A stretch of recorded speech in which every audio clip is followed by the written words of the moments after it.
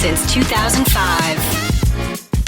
You're listening to Gamertag Radio with your hosts, podcaster Hall of Famer Danny Peña, the always opinionated Paris Lilly, and from outside of the norm, Peter Toledo. This is Gamertag Radio.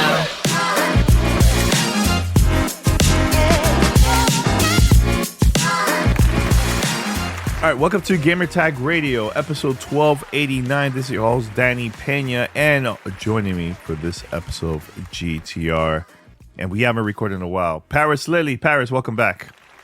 Good morning. Good morning. Yeah, we've actually not recorded since we did it in person at Summer Game Fest, Xbox, whatever they're calling it now, when I was in LA. Yeah. Yes. And yeah, it's been a while, man. I mean, I've been releasing content that we recorded and hasn't been released since then. You know, it's like E3. We got to take breaks. It can't be, recording after that. It gets tiring, man. It's been a while for us. It's been like a couple of years without going to an official multiple gaming event, because there was Summer Game Fest, Xbox Showcase, Ubisoft Forward. There was like a lot happening that week. So, and also joining us here at this episode, we have Rihanna Manuel Peña. Rihanna. Hello. What's up, Rihanna? Good morning. This is early. This is very early. Are you okay? Are you fully awake? I am fully awake. I did my vocal exercises and warmed up a little bit, so hopefully I don't sound like I just rolled out of bed. Good. So we have a couple things to talk about here. News. There's no news for this episode. It's all going to be hands-on preview and review. So everybody, make sure to head over to gamertagradio.com. Listen to our past episodes. You can find us on any podcast app. Just search for Gamertag Radio. And if you can, just follow us, subscribe, and also post your review. If you would like to be part of our family discussion, here's how you could contact us. Send us your feedback or questions. Give us a call at 786-273-7GTR. Email us at fanmail@gamertagradio.com or leave a message on speakpipe.com/gamertagradio.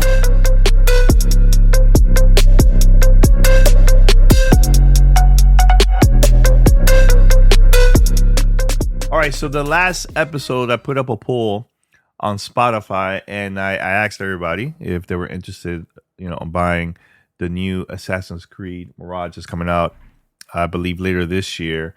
And this is the result so far. 63.6% said yes. 18.2% said no. And again, 18.2% said maybe. So overall, the majority of people said yes. So your thoughts, Paris and Ree? Do you think is this positive news for the return of Assassin's Creed later this year? Let's go with Paris. Give me the statistics again. I apologize. 63.6%. The majority said yes. Okay, that's all I needed. Yeah, I just needed the first one. No, I mean it's good. It's interesting to me. That game is coming out, in my opinion, at a very bad time. Because we obviously know there's that 10-day period. All these games are going to be coming out in October, and that's like right in the middle of that. I like that they're going back to basically the classic version of Assassin's Creed with Mirage. I'm definitely interested in it. I definitely want to play it. I mean, unless I'm reviewing it, if I had to play it during that window of time, I'm probably not playing it until maybe late into the year or early 2024, because there's just so many other games that I have at a higher priority of that I would personally want to play. It will be interesting to see what the traction looks like for that game during that window, because again, just quickly running down that list of games off the top of my head, you got Forza coming out, you got the Assassin's Creed Mirage, you got Alan Wake 2 coming out, you have Super Mario Brothers Wonder coming out, Spider-Man 2, and there's something else as well. I can't. Sonic. Right? Sonic is also during that window as well. It's rough. And that's just that 10 days, not to mention go back to September. Starfield's coming out. Mortal Kombat 1's coming out. Cyberpunk Phantom Liberty's coming out. A couple other things as well. NBA, if you're into sports, NBA 2K24 is coming out. It's like there's a lot of games around that time. So as much as I might be interested in Assassin's Creed Mirage, I just think there's other things that are going to be priority ahead of it. So yeah, it'll be interesting to see. Yeah, I mean, there's people going to buy it just because they're fans of Assassin's Creed, but it's getting the attention of everybody else that is just fans of games. That's going to be, challenging for Ubisoft. But I think they're going to do good. Like, number-wise, they're going to be fine. Yeah, I think that's the best way to say it, that I think the hardcore Assassin's Creed audience, yeah, they're going to go get it. But I think people that are on the fence or not necessarily big Assassin's Creed fans, it's going to be a tough sell to get them to go pick it up at launch, I think. Yeah, agree. So, Ree, your thoughts about the results here? The majority of people saying yes, and a tie between no and maybe for Assassin's Creed Mirage. What stands out to me about that stat that you read is that no and maybe were tied, right? Yeah, basically split down the middle. So, of course, diehard Assassin's Creed fans, of which there are a lot, right? They've kept this franchise and this IP alive through many different console iterations, different, formats. There's even some handheld stuff in there. Mm-hmm. But what strikes me is that the maybes and the no's are split. And I'm curious to know, what is it that people are waiting for? Are they waiting to see if Starfield is too broad for them? I'm afraid for myself. Are they waiting to see if maybe, Lies of P is not as big as everyone is hoping for? And so then Assassin's Creed will be their backup, a couple days, couple weeks later. I'm just curious to know, I wonder what's inspiring that split, because for maybe to be that high, it's just, I don't know. I find that fascinating, because if it's a no, it's a no, right? If Assassin's Creed isn't for you, you don't enjoy that exploration, you don't enjoy that, slight mix between linear storytelling and open world, and you don't like collecting feathers or shanties or whatever it is this time around, it's going to be a hard no for you regardless. But I'm just really, really curious to know, what is it that those maybes are waiting to figure out? Because as Paris mentioned, as we've seen in all of the marketing so far, Assassin's Creed Mirage is a return to form, right? It's going back to their tried and true formula, the thing that everybody fell in love with once Assassin's Creed evolved out of Prince of Persia. We have a Prince of Persia coming, so we know it's not going quite that far back. Also, this Prince of Persia is completely different, coming out in January next year. But yeah, I wonder what it is we're waiting to see, because there's not much time left, a couple months left of the marketing cycle, and then it's here. It's in the hands of the reviewers, and then it's out to the public. So yeah, if anybody out here listening is one of those maybes, let us know. What is it that you're still waiting to figure out? Yeah, I think of multiple things. Is one of them, I think, is the price of the game, because all these games are going to be very expensive. So people are going to be standard full price. If you're expecting anything else. Yeah, because people are going to be very picky. Am I going to pay $70? Should I just go and play something else that's the same price, but it's going to be longer and different?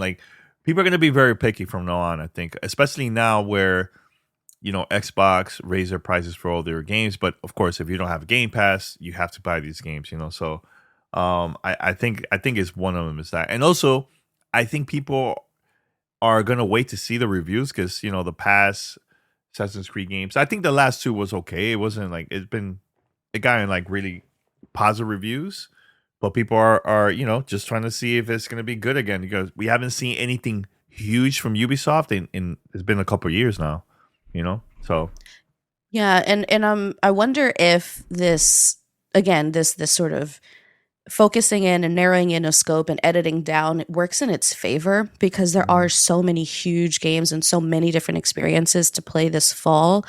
And if you want just a pure Assassin's Creed experience, you could just jump in and count on that.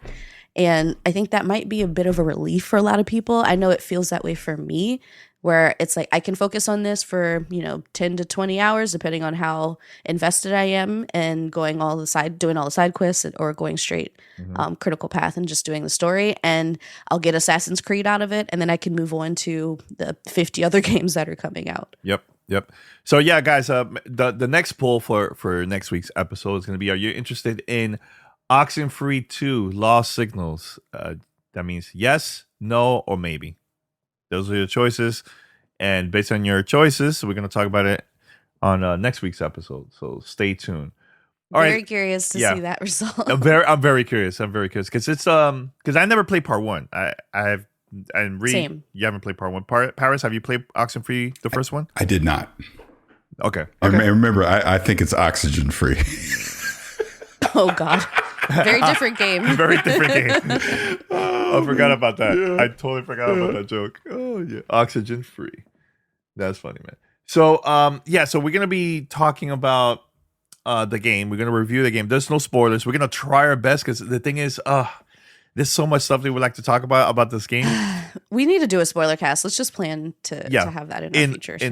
In the future, yes, definitely. And also a preview of WrestleQuest. And Paris, we recorded this during Summer Game Fest. I think Paris doesn't even remember this conversation at all. Is the the preview event that we went to? Actually, was it a hands-on? Or it was just preview. Yeah, it was. I mean, when you talk about Cyberpunk, it was hands-on. Yeah, hands. Okay, yeah. So this is for about the next expansion, all the new stuff, the story. It was like an hour and a half presentation. During the recording, Paris went first before me. So it was like very, very fresh, early in the morning, and great conversation. We're gonna put that up on this episode of GTR. Paris, do you remember anything from that conversation? No, I don't. Other than it was early in the morning and my voice was probably hoarse. That's all I remember. But yeah, it was basically because I had played it for an hour and a half, and we're talking about Cyberpunk Phantom Liberty expansion and just impressions of what I thought about it, timing of it coming out, all that stuff. So yeah. Now I know a lot of people are wondering, Danny, why are you guys not talking about this whole FTC thing and Xbox and Sony and all this stuff? Look, the best answer I will say is this. You can find that on any other website. Everybody's talking about it. I feel like it's something that's not, I don't feel like we should talk about it. It's like, it's very exhausting. Covering this whole thing is very confusing. Hey, It's still not done. It's still not done. Well, I think it's going to be done this week, but just want to say there's a lot of great journalists out there that have been covering the whole thing, and they've been doing a great job with it. So for me, you can listen to other shows, other stuff. I prefer to have these type of conversations of games. Just want to say that very quick. But can I? And this is a plug for a podcast I was on just yesterday called The Gaming Circle. Right, it's on YouTube. Sure. And they had me on, and they literally wanted to open the show talking about that. And I was straight up, it's a waste of time. I don't like talking about it. I think it is a complete waste of time for us to continue. We've been talking about this for 18 months. It's been going on that long. And sure, it's at the final stage. Sure, there's the court things that have been happening. But ultimately, whatever the decision is going to be is not going to change anything for you as a gamer. If you still wanted to play Call of Duty on a PlayStation, that is not changing regardless of what happens, right? We already know that. The only thing that'll really change out of this is you might start getting these games on Game Pass. Yeah. That's it. That's it. Yeah, really. 100%. So I don't see the constant back and forth arguing, because ultimately here's what's going to happen. Whether Microsoft acquires them or they don't acquire them, there's going to be a segment of the gaming community that is going to do their celebrating and their gotcha moments. And honestly, we're just too old to be talking about this. It's a complete waste of time. Yeah. See, having conversation about Assassin's Creed and OXENFREE, or how Paris calls it, oxygen free. I prefer to have that conversation, So yeah. I just want to say that real quick. No, but you're right. It's just exhausting. I don't feel like. I mean, look, it's interesting learning all the stuff that's happening, stuff that got leaked. Like it's interesting, but again, there's other places where you could get those information and conversations. So that's all. Very few people even qualified to talk about it. Exactly. Unless you're like Christian Spicer from DLC. 100% agree with that. 100%. Yeah. Very, very quick. I know. Look, I don't know. This is semi gaming related, but Threads just launched a couple of days ago. I think a day early. For those who don't know, this is a competitor of Twitter, and a lot of the gaming community and industry folks have been trying it out, and it looks like this might be the closest thing they might compete with Twitter compared to like the other ones that we've been trying out. It's been a lot of people on it. Yeah. We're up to 80 million now? 80 million. Days out. It might be even more now by the time people listen to this recording. But Paris, your thoughts about Threads. I know you've been active there too. I don't know why you put hashtags in there because hashtag doesn't work there. They don't work it. See, you also can't search for content. You can only search for for handles. The fact that you said that is kind of my thing about everything that's going on right now. So obviously Elon, what he's been doing with Twitter has just disrupted a lot of the social media landscape. So you're seeing these other competitors now starting to pop up. And, I think I even put this in our group chat. I'm getting to the point of having this social media fatigue in the sense of I'm literally trying to juggle 3 right now: Twitter, Blue Sky, and Threads. So I like the concept of what Threads is trying to do. It's a very easy onboarding process to get in there because, it's linked up to Instagram and everything. So that part's cool. I think the fact that they have I can't just create my own curated, I want to just see the people I follow, like the things that they're liking and retweeting and obviously what they're posting. I would rather just have that, but I get it's early days. I get they're going to get feedback and it'll evolve over time.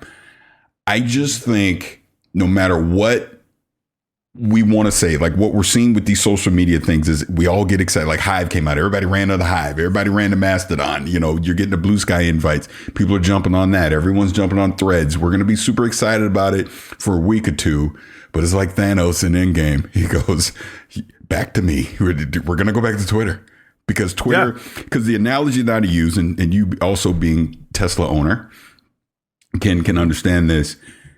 The reason I got a Tesla over any other electric car is because Tesla built out their supercharger network. That infrastructure is mature and has been there for a certain amount of time. So I have a comfort level knowing if I'm going to travel, I don't have to worry about charging, right? Because that's established. That's Twitter. Whether you love Elon, hate Elon, whatever, it doesn't matter. Twitter's been around since 2007. That infrastructure is mature. There's certain things that we're used to, like you bring up the hashtags. I'm just used to it because of Twitter. So that's why I do it, where that's established. That's there. That user base is there. It's not going to go away anytime soon. No matter how hard Elon tries to screw this up, it is not going to go away anytime soon. So ultimately, I'll play around with Threads. I actually like Blue Sky. Of all the ones, that's the one I would love to see win, because I think that one makes the most sense to me for what I want to use social media for. But even that being invite only isn't going to necessarily, thrive until it's open to the public, and then we'll see. But my thing with all these social media apps is Twitter works because Twitter is where where news breaks. That's the secret sauce of Twitter. Everyone goes to Twitter for their news, right? Mm-hmm. You're not going to Threads for your news. You're not going to Blue Sky or what's the other one? Spill Tea, whatever the heck it is. I ain't even signed up for it yet. But it's the news aggregate. It's where everyone goes. So unless one of the other ones, like if you get a bunch of celebrities on board, media personalities that they decide Threads is where I'm breaking my news, like the other analogy I use is the NBA with Woj, Adrian Wojnarowski. If Woj is going to drop a Woj bomb on Threads before Twitter, now you're going to see more people start going there versus going to Twitter. So look, we all get excited. We're all frustrated with what Elon has been doing with Twitter, but it's not going to go anywhere anytime soon. That's just the reality of it. Yeah, 100% agree with that. Yeah, look, I love Threads. There's certain things where I feel like it needs to, fix. I mean, it's only been a couple of days. It hasn't been a week yet, So like one of the things is when you go to your main feed, it's all over the place. Like sometimes you get new stuff. Sometimes you get old stuff and people that you don't follow at all. It's very complicated. I just feel like they need to have a system where I would like to get the majority of the stuff that from the timeline should be people that I follow. You might have like a couple of like new ones here and there, but I want to see what Rhea is writing, what Paris is writing, you know? So that's the part. And I don't like where you can't search for, let's say like on Twitter, I could search for a word and you see what other people are talking about that based on whatever you search. You can't do that with Threads, So it's too early. I see a lot of potential with this one. With Blue Sky, there's a couple of things I don't like about it, Paris. Like I love to post, video clips. I can't do that. sometimes it's a little bit slow, especially loading for Android. I don't know how it is for iOS. It's just minor things, but yes, it has potential too. I think that one to me is like my third favorite out of all the social media apps out there, so but Reed, what are your thoughts about Threads before we go to the review? Yeah, and I have many. Okay, so go for it. And I've actually been writing documentation for work about it. So I've done quite a bit of research, and we talk about Spill, which is too small and too exclusive. It's not even available for Android yet. We talk about Mastodon, which is impressive as it was. I think just isn't there. It's definitely too unfamiliar. It had about 3 million users at its peak so far. People are already leaving. And then we talk about something like, what's this, Blue Sky, which is, again, very exclusive. You have to have an invite to join.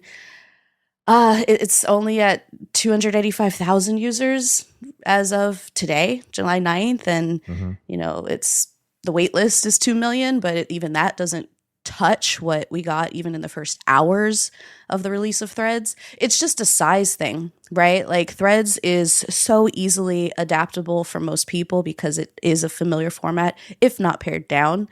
It's something that is available to people who will already have a built-in following and a built-in curated list. It's not the best algorithm, definitely, but you have the ability to port over everybody you follow on Instagram, which means you don't have to do any setup in order to figure out what community you want to start listening to and tuning into.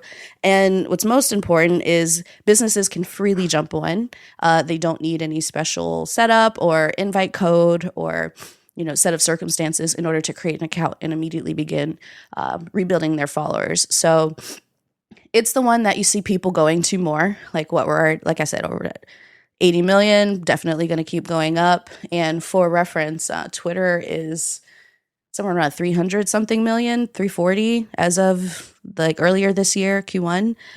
So it's not on par with Twitter, but it's a huge chunk compared to Twitter. It's the only one that's gotten even close to matching their pace. And it's a new format, but it's something that people can lock into and easily figure out, right? Mastodon's too different.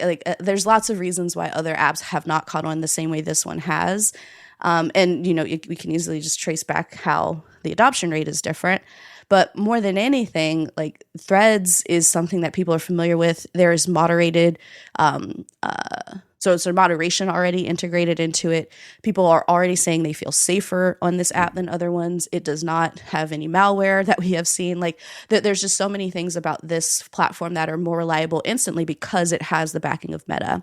It has the infrastructure already in place. They don't need to wait like Hive in order to get more people and more devs and more cloud space in order to make these things more functional and add features.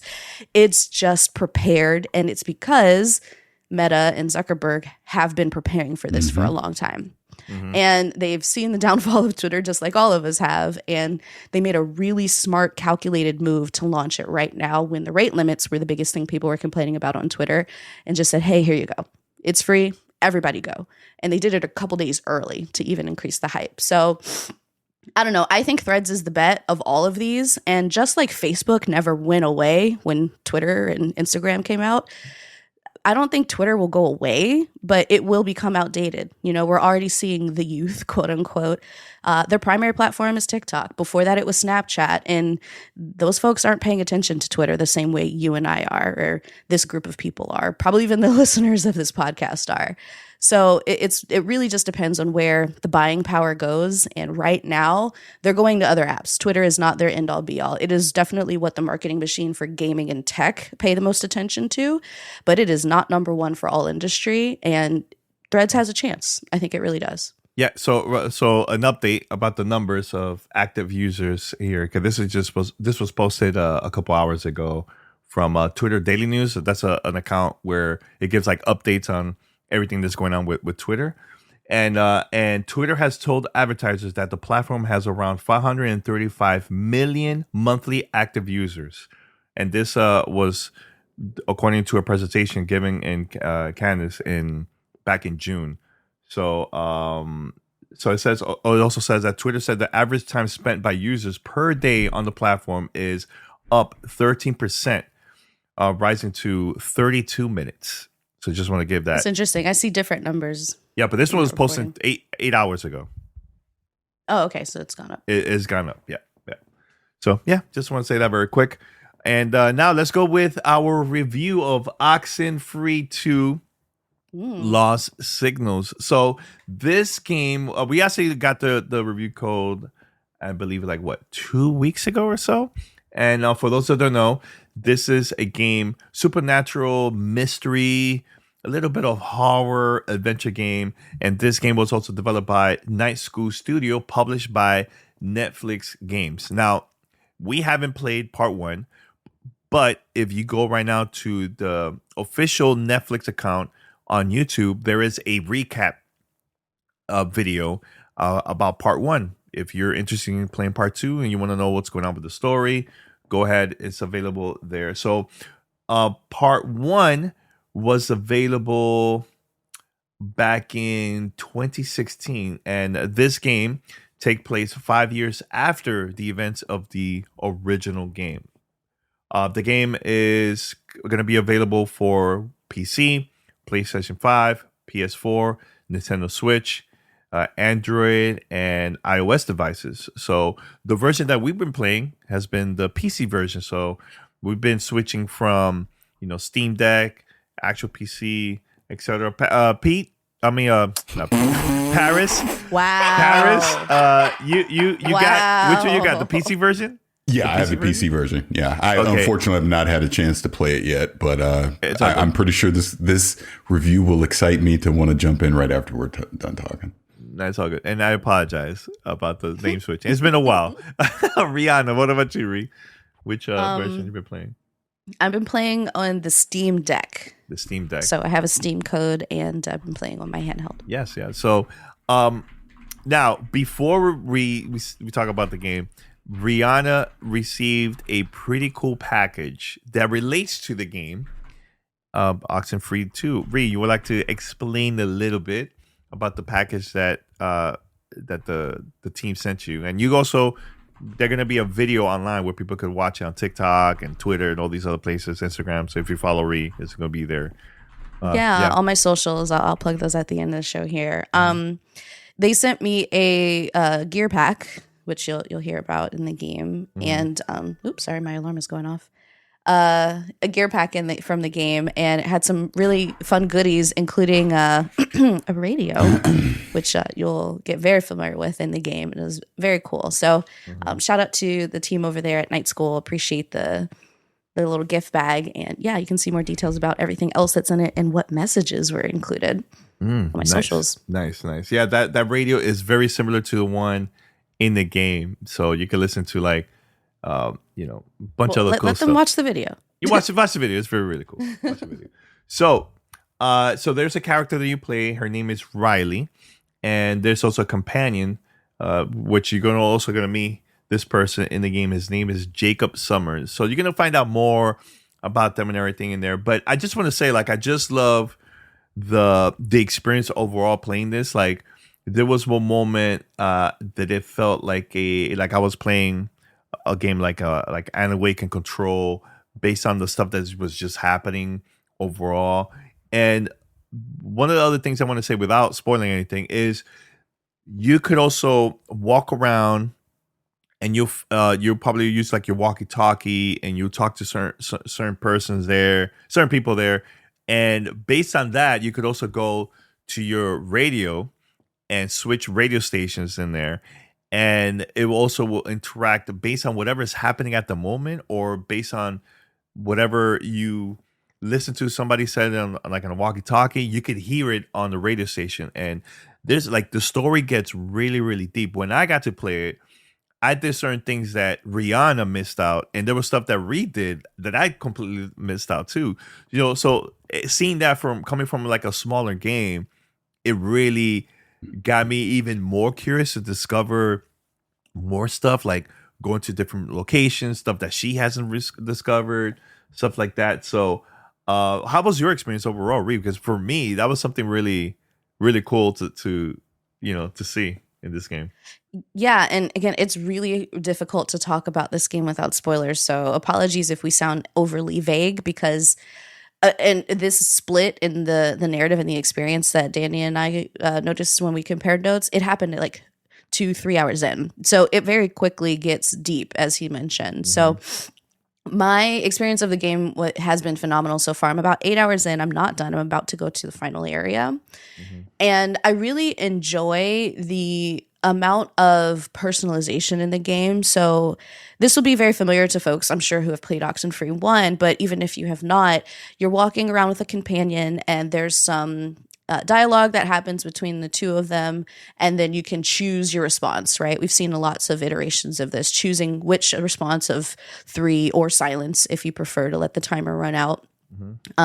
And how you do that will color the relationship you have between Riley and Jacob and may affect some of your gameplay options. And so it's really interesting because not only are you uncovering this mystery on Camina Island, you're also uncovering the story behind not only Jacob, the companion character, but Riley, the main character as well. Like you get deeper into her life and what she's been through and what's brought her to this place and the things she's experienced there, both during your gameplay and before. And it's really, really fascinating how they've done the storytelling here. I mean, Night School's narrative is just masterful and so artfully done. And even though these characters are, like 2D walking back and forth across your screen and side-scrolling format, you feel so connected to them and they feel very, very real and relatable. And because of that, when things start getting trippy, you really, really feel that tension. You feel scared and nervous for them. And, if there's a moment where they may be in danger, you're like, oh no. Like I gasped out loud several times during this game. And it is a bit, not scary, it's a bit creepy. So that, of course, gets me because I'm a little baby, but it really does resonate. And it's so fascinating and so impressive how quickly you latch on to what's going on in the story. And honestly, I could not put it down. I was taking it everywhere. I took it to my friend's house. We were supposed to be hanging out. And it's just a beautiful experience. And if you love narrative games with some exploration and some mystery and, uncovering different clues about the history of the place you're in by picking things up in the world and collectibles, you'll really enjoy this game. Yeah, and here's the thing too. You are going to be discovering other people in person that you meet in the game, but also through the walkie-talkie, where you have like different channels where you could select and you could contact a certain person that's going to be in that channel, et cetera, stuff like that. So I will say again, trying not to spoil too much, some of that is forced, like some of that is timed to different moments in the game or different transitions that you'll go through as you move from place to place. Some of it's left up to you to figure out. So be curious if you're going to play this. Like scroll around on the radio, flip through the radio, or scroll around on the radio, flip through channels on your walkie-talkie. Like every few minutes, I would just like pull out my radio and see if I heard anything different. And I got a lot of story that way.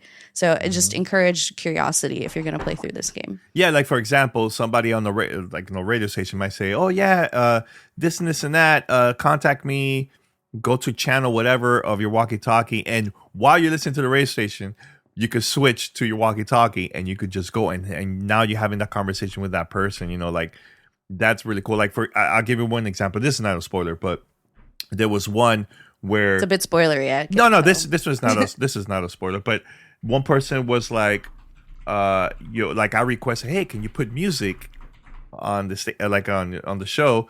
And I switched to the radio station, and this person started playing music because I requested it through the walkie-talkie. Like, stuff like that you could do. Like, it's very, very interactive. It's really cool. But you will find out some stuff in there that you'll be like, what? Mind-blowing. Mind-blowing moments, man. So, but it's really cool.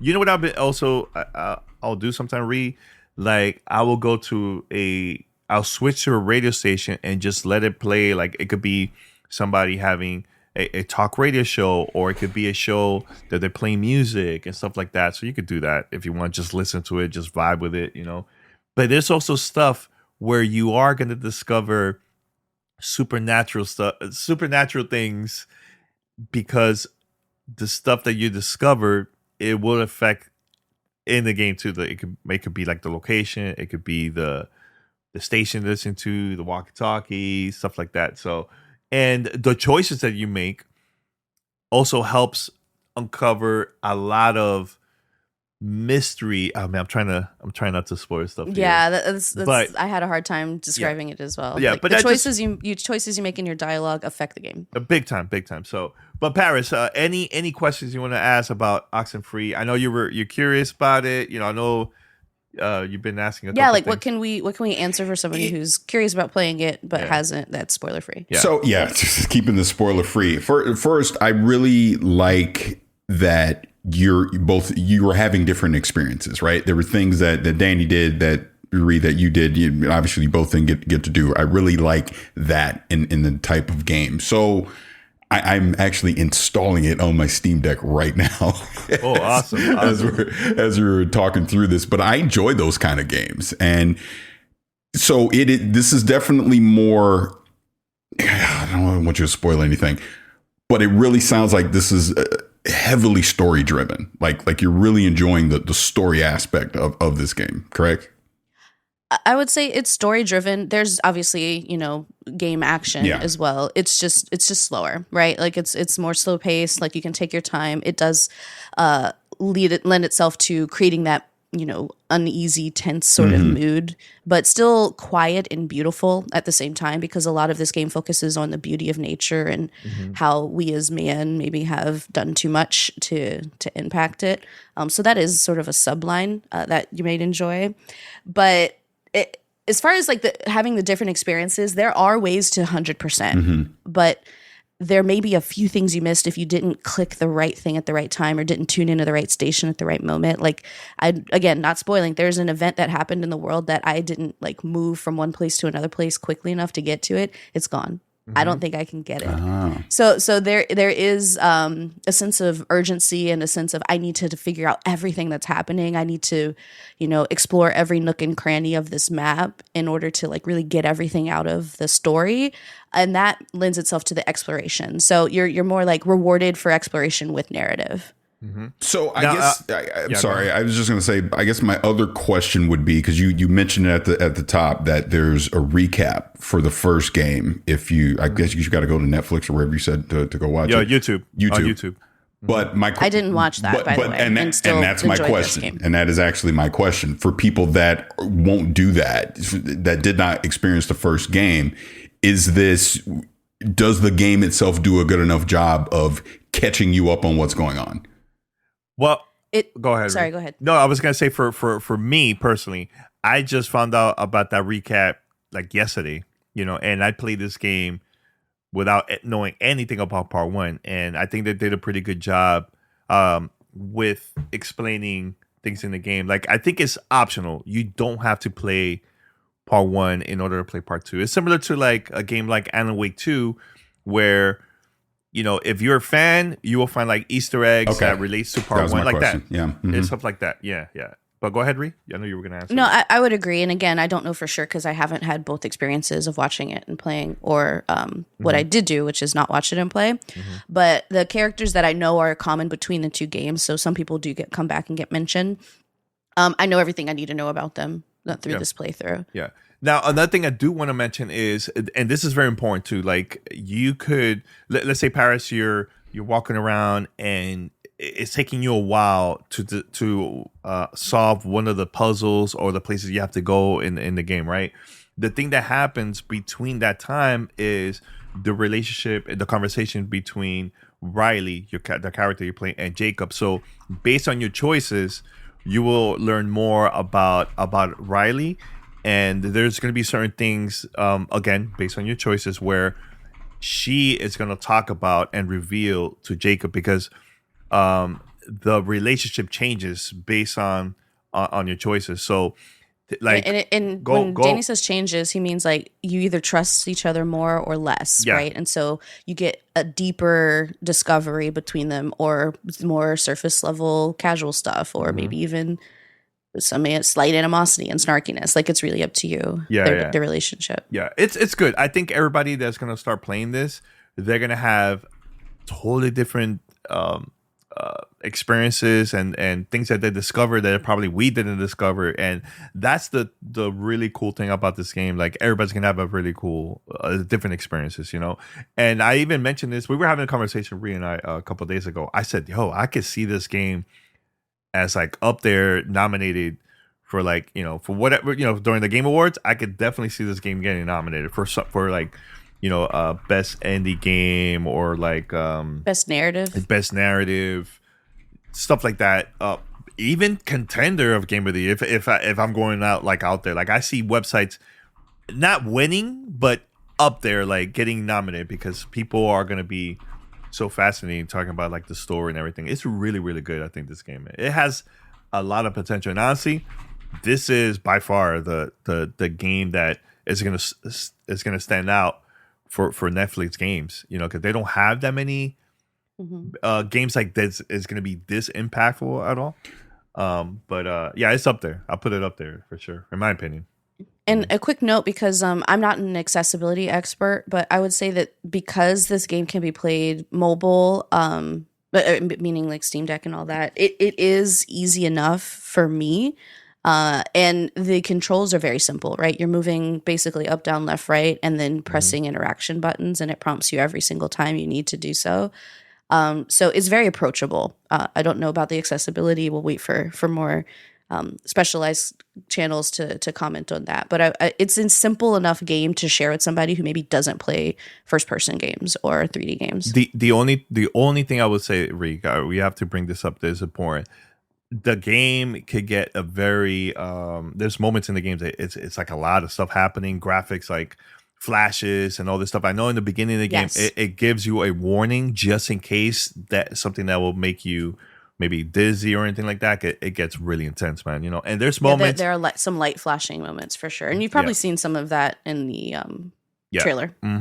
But Paris, honestly, I think you're gonna really, really enjoy this game. This is like something that I really want people to just try it out. Because it's try to play different with headphones because the ambient sound of the music's really good. Yeah. It's a lot of stuff happening there, man. They did a pretty good job. Look, and I haven't played part one, so I have no idea how compared to this to the first one. But I think this one has a lot of new things, new features that game mechanics wise that's not in the first one. Like for example, the walkie-talkie, that's totally new for this game that's not available from the first one. So anything else, Paris, or you're good with a question? No, I'm good. Like I said, I'm just installed it on my Steam Deck, so I'm looking forward to jumping in. I love these kind of games. So would this be comparable to oh my god, I'm gonna screw up the name. I believe it's Firewalk.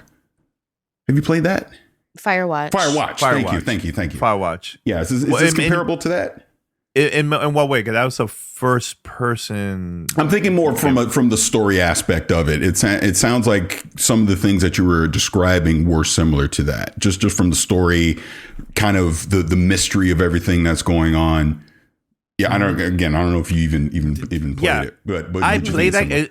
It's been so long, but I think with that one, it starts like on your own. The majority of the time is on your own, and you start discovering, and there's like walkie-talkie, start talking to people, right? That's the one that you're talking about? Yeah, where you're talking to Delia, she's up in the tower. You never meet her. Yeah. But this one you get to meet not only Jacob, but multiple people. Yeah, it's different. It's very, very different. Of course there's differences. It does have the same vibe. I will say this game feels more like you have more agency. There's definitely more interacting points.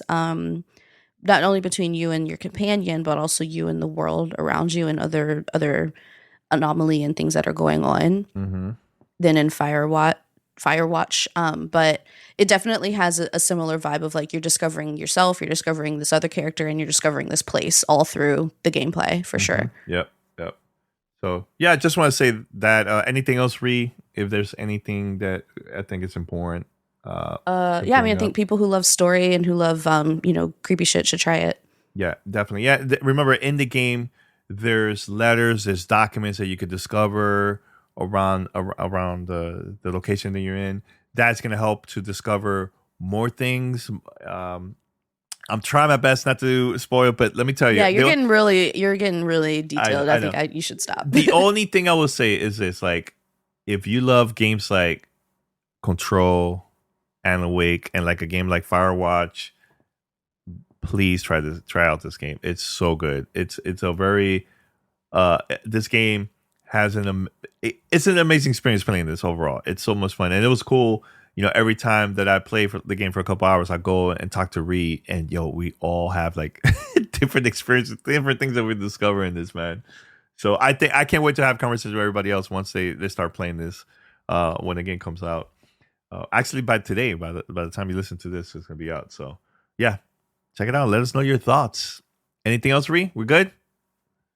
Yeah, I think we're good. All right. So right now we're gonna go to this audio recording that I back from Summer Game Fest. I recorded this with Paris, and we talked about the new expansion, Cyberpunk 2077. Once we come back, we're gonna wrap this up. We'll be right back. You're listening to Gamertag Radio.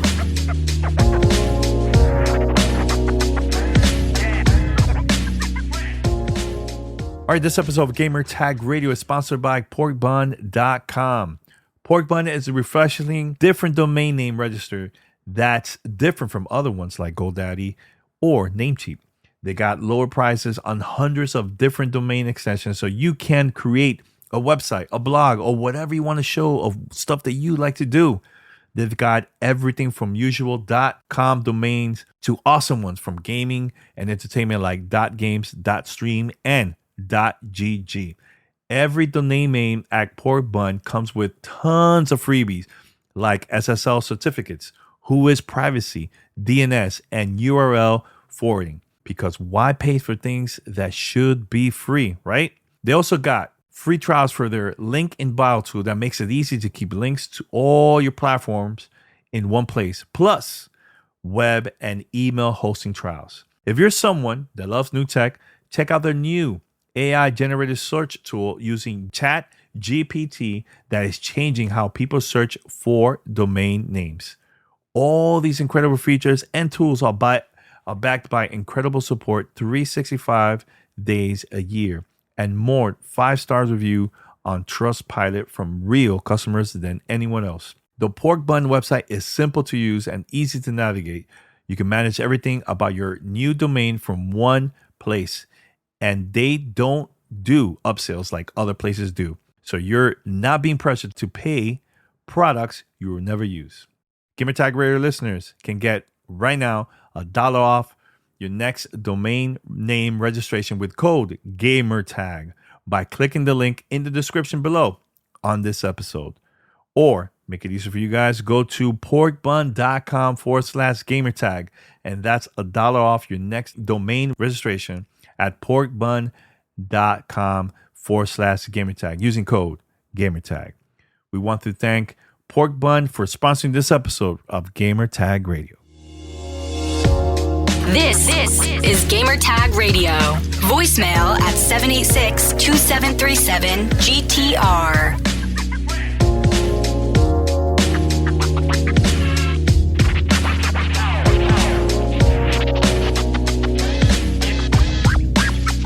So we're live at Summer Game Fest, and this is take 2 of Yeah, because you weren't recording after I was just talking for like 20 minutes. No, we were not talking for 20 minutes. It was like 3 25. minutes. But anyways, we have Paris here, and we're going to be talking about hands-on impression of Cyberpunk 2077, Phantom of Liberty.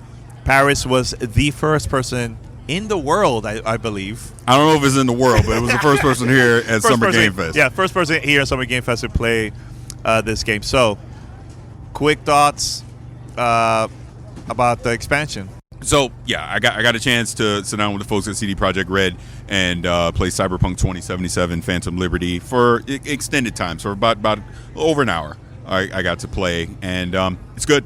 I mean, the first thing that stood out to me were the visuals. They definitely have been upgraded, and I kind of confirmed that with the 2 developers that I was talking with. It looks better, and I was playing on PC. Dogtown is a new area. It's in the Pacifica area of Night City. That's the new playable area. And they're treating this that it can be a standalone. You don't have to play the main game to jump in and play Phantom Liberty. Think of like The Witcher with Blood and Wine, where you could play Blood and Wine on its own if you wanted to. Whenever. But it can also be a part of the main game. And from a story standpoint, a timeline standpoint, this does happen during your time playing the main game of Cyberpunk 2077. Again, don't want to spoil anything. Yeah. Johnny Silverhand is back. Keanu Reeves is back. He's very chatty in this one. A lot more opinionated from when I played than he even was in the main game. Idris Elba, obviously, Solomon, his character is new to this. The President of the United States is involved in this. Again, I don't want to spoil too much of anything from a story standpoint. But gameplay-wise, felt good. I was playing a solo build, so it was more weapon-focused, very similar to what we played in the main game. There will be, from a Netrunner standpoint, there are new quick hacks. There is going to be new perks, things, as far as making new builds, things like that in the game.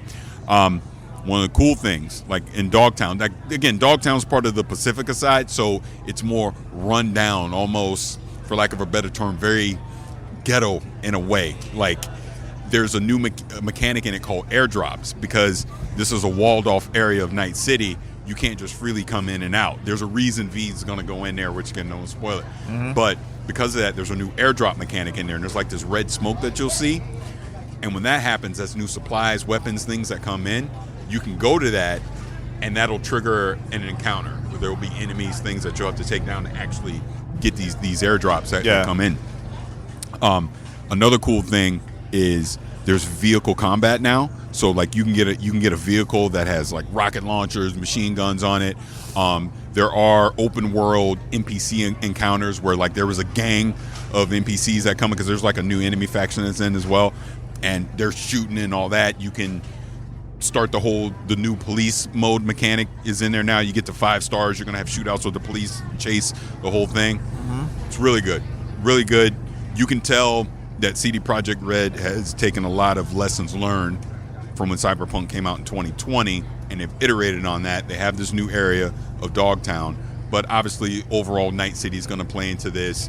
All these mechanics will play into it. Now the airdrop thing, again, that is going to be standalone to Dogtown. That won't be all over Night City because there's story reasons for it, but it's good.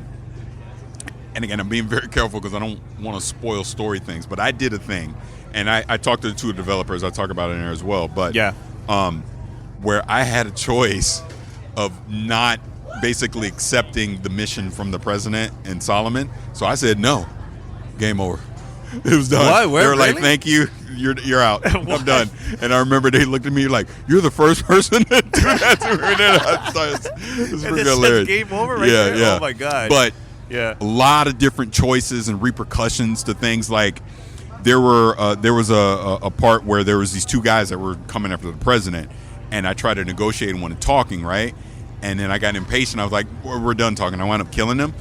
There's a repercussion for that later on down the road for doing that, whereas I could have talked to them, and now they would have been my allies later on in the game, right? Stuff like that. There were some puzzle elements in some of the things that I had to do, whereas there was different choices on how you could do it, and the dev walked me through this complex puzzle thing. He was like, if I didn't tell you, this will probably take you like 30 minutes to figure out on your own. And he's right. I was like, I don't know. Oh, really? Yeah. Oh, my God. So it's one of those you got to take your time. Yeah. Okay. Environment. But it looks good, man. It definitely looks good. No information on dates or anything while I was playing.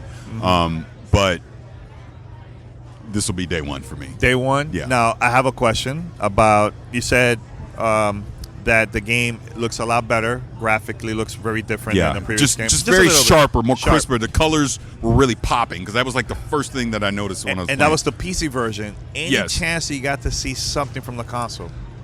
They initially had the PS5 version running, but it was super. It was like the title screen and stuff, so I didn't really see like any actual gameplay. Xbox at all? It was there, but I didn't. Okay, I didn't play. I'll probably try the Xbox version. Yeah.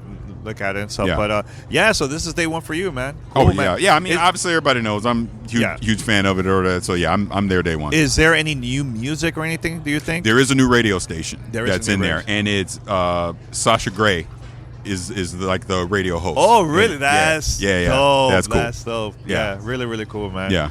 No, I just want to say thanks, man. I'm glad that you got to check out the game. And you played it the whole time for an hour and a half? Yeah. That was about an hour 15, and then I did like the 15, 20-minute interview. That's cool, man. Cool. All right, but thanks to CD Projekt Red for giving us an opportunity to check out the game, man. So, and it coming out, any dates? No dates yet. No dates. Wow. They looked at me and... It's all good. Yeah. All right, but thanks for listening, guys.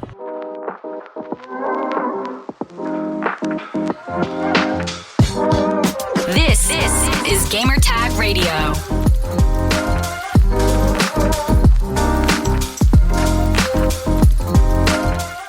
All right, Paris. So that was a recording. Paris doesn't remember anything from that. It was a very early morning. It was a very active day. That was like the first day of Summer Game Fest. We had like a lot of things going on that day, man. So Busy. really, really busy, man. So a couple of things, Paris, and we didn't talk about this, man, but a couple of weeks back, actually, it was a couple of days right after Summer Game Fest, I got invited to play walkout football with Colin Kaepernick. That was really cool. And I posted our conversation. It wasn't an interview. It was just like a conversation between us two about games and stuff like that. But I really enjoyed the game, man. It reminded me of like the old NBA Jam, like those type of games like that. Arcadey sports games, which we haven't seen that in a while. And yeah, it was fun. A lot of fun. The first round, he beat me completely because, I was just learning about the game. The second one, it was a tied, and then at the end he beat me by a minute or so. I'm like, no, but it was really cool. It was very intense, that last game, man. But overall, really enjoyed the game. And this was developed by Saber Interactive. They worked on NBA Playgrounds and a couple other games too, man. So I think people are gonna really enjoy walkout football. It was actually a lot of fun, man. A lot of fun. So and that's just want to say that, Paris, I don't know if you have any questions, but if not, we can. Well, hey, I saw the video. You want me to say I was jealous that you was playing with Colin Kaepernick? Because I was jealous you was playing with Colin Kaepernick. There you go. Yeah, that's exactly what he wants. Yeah, that's what he wants to hear. Congratulations, you got it out of me. Well, thank you. So that's why Paris is always mean to me. Yeah, it's all good. No, but it was a lot of fun. That was amazing though. That was awesome to see. Really cool. And we were talking a lot about games like him playing the old school games and stuff that he's playing now, with the current console. Like, he knows. It's not one of those like, I'm learning about video games. Like, he knows what's up. He was like, yeah, I'm into Final Fantasy, and I was like, oh, okay, damn, okay, you're a gamer. Yeah, we were breaking down like our favorite characters and in Mario Kart, like why he chooses those characters and stuff like that. Look, for those that would like to listen to that conversation, go to the previous episodes, and it's there. It's really cool, really cool. But I just want to say thanks to Saber Interactive for inviting me. That was a lot of fun, and hopefully we'll do more of that stuff in the future, man. So, and yeah, that's it.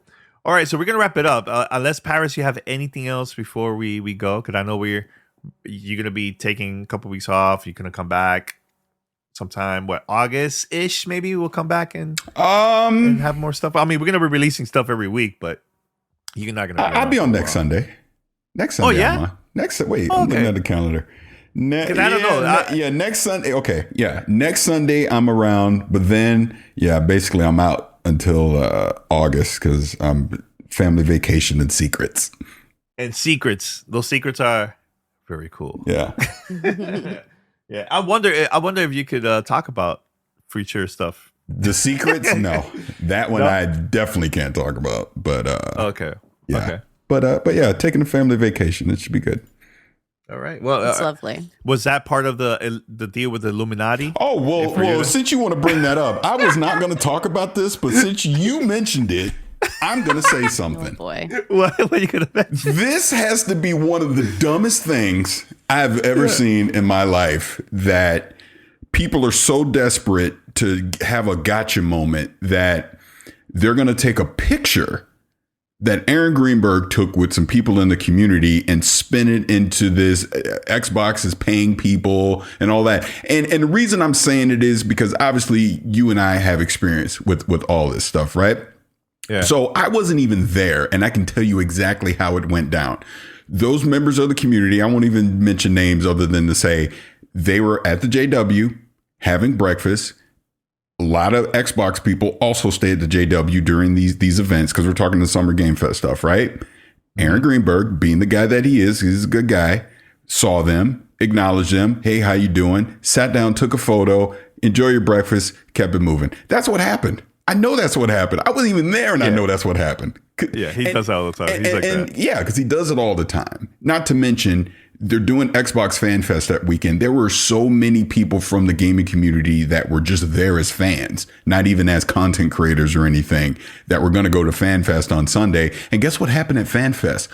Aaron, Phil Spencer, Sarah Bond, Matt Booty, Pete Hines, Todd Howard, on down the list, took hundreds of photos that day with so many people from the gaming community because they're fans of Xbox and what they were doing. That's what happened. There's no secret conspiracy theory that they're getting paid and all this stuff. It's just literally one of the dumbest things. And I say this as someone who's obviously worked directly with Xbox, and I have been compensated by Xbox, but it's because I'm hosting a freaking show or I'm flying to Budapest doing flight sim.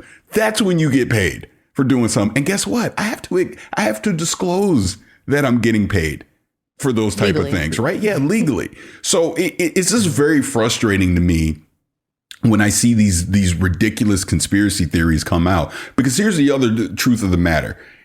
If Xbox were paying people and not disclosing it, do you realize the fines and just the legalities of everything that would be happening in that? And I saw some dumb theory about, well, they don't pay you in money. They pay you by giving you a review code or giving you a free Xbox. Well, then I guess PlayStation does the same thing too. I guess Nintendo does the same thing too. I guess 2K does that. And not only that, yeah. Like it's just so insular and just so and I don't like to use this word because it sounds insulting, but it's truly ignorant. Yes. Like movies have press junkets. Yes. They invite all of the movie outlets to come, like Collider, your Fandom, your Variety. They all go to a place probably in LA or like on some island. They watch a movie months before it comes out. They write their reviews.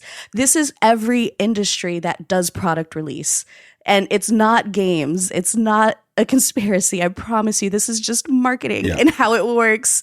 And it's just so ill-informed. Marketing. So just learn about more stuff. Yes.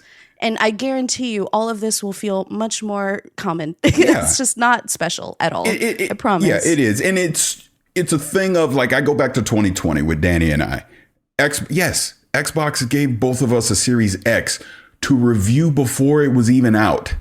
It's like, but you look at any tech review channel, look at any game review, like tabletop review channel, look at the kid toys unboxing channels. They all do this. This is literally just marketing. Yeah, it's just a very frustrating thing to see how that caught fire over a few days. And I know some people had fun with it, and that's great. But it's just like, really, now we're at the point that you're at a fan event. That entire weekend was a fan event for Xbox. You have people that are fans of Xbox that spent their own money to fly out to Los Angeles, hotels, food, the whole thing, takes a picture with the head of their marketing, and you turn it into a conspiracy theory. It's one of the dumbest things I've ever seen. I don't know. Yeah.